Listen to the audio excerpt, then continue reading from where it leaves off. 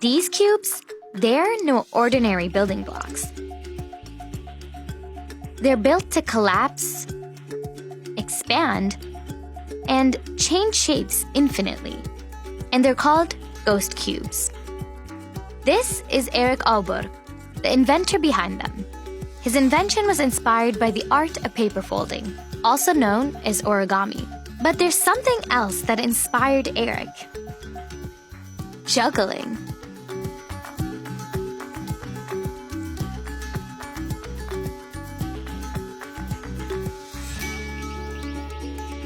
As a professional juggler and performer, he wanted to add something special to his usual routines.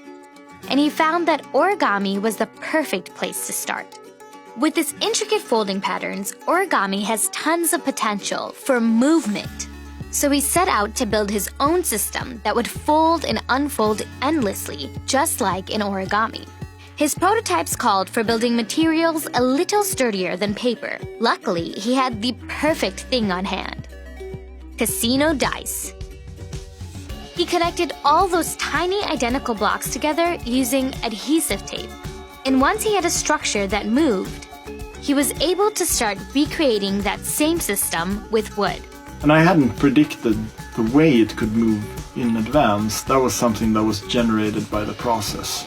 And that mysterious, unpredictable movement sparked the name ghost cubes. All of his original designs were built with the idea of performance in mind.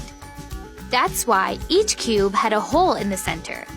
That way, a juggling ball can move from one place to another and back again. When he realized those holes made the blocks lighter and easier to hold onto, he built the rest of them the same way. The only difference now is he makes them with plastic instead of wood. This way, they easily snap together or apart, which means the number of cubes you can add is limitless.